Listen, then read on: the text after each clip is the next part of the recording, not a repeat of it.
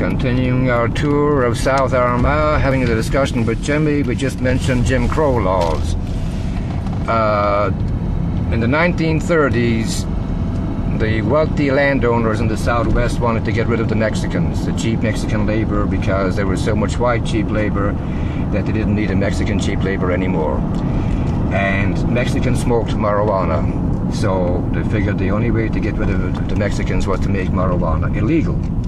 Now, that is the long and the short of it. That is the racial bias behind making that illegal. With the hardcore drugs, coke, and this is a quote from the first drug czar in America, Anslinger. He said, "When they did coke, coloreds look at white women twice. Not just once now, twice, you see." So what it is that, and that, again, that was the niggers with the big dicks out trying to rape the innocent white women. No, I gotta spell it out. This is the behind the mentality. But here's what I've come across. Cager is what I've called it. Knee-jerk emotional response. When Socrates wrote about it, he had to drink his cup of hemlock because he went around challenging people's pride and assumption and saying, what are the facts? Okay? Those are the facts behind the Jim Crow laws. But now, you know what they forgot to do over there, Jimmy? In those days, in the 30s, they forgot to make potatoes illegal as well. Because the Irish take that and they make whiskey out of it, and then they get inspired. It's a strange old phenomenon. Anyway, that's how ridiculous it is. And if they were to try and get rid of the Irish by making potatoes illegal, now you have a perspective on why marijuana was made illegal and why coke and heroin. And there is so much stereotyped, bullshit about it, that the facts aren't there because science isn't allowed to go. So still condemning Galileo, it's the question of illegitimate authority, same as it was when Galileo was condemned by the church authorities of his day. And it took 247 years or something like that for John Paul II to apologize for the mistake against Galileo. Again, back to the facts on meritocracy as opposed to authoritarianism. The authoritarianism of any group which is based on pride and prejudice, and that's where we have to get the story straight.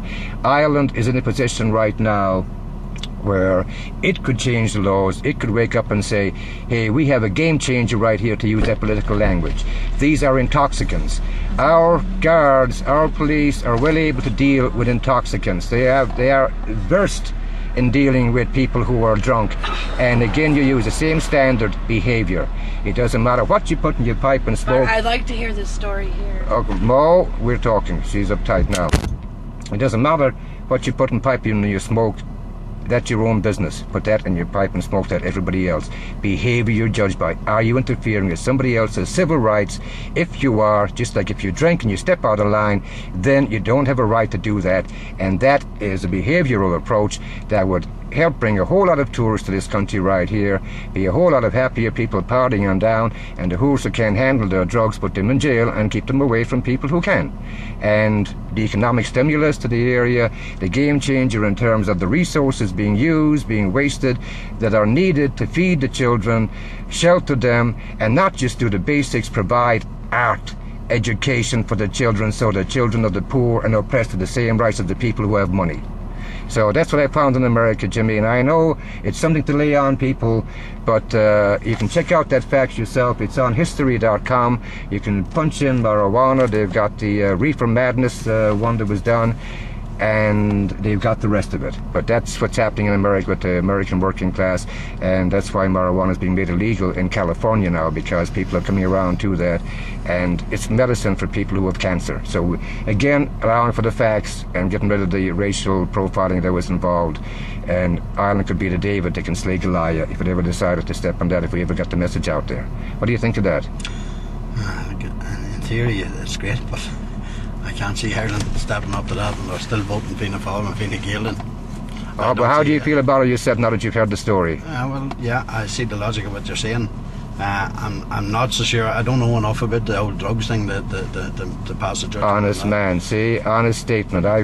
Okay, because I know it's hard to deal with it. I know the atmosphere over here and all the propaganda around it, and to hear this for the first time, I know it's got to be tough, and that's why it's hard to get a conversation. But them's the facts. Them's the facts, ma'am. That's where they came from back in the 30s, racial profiling against African Americans and Mexicans. And there ain't no getting around it.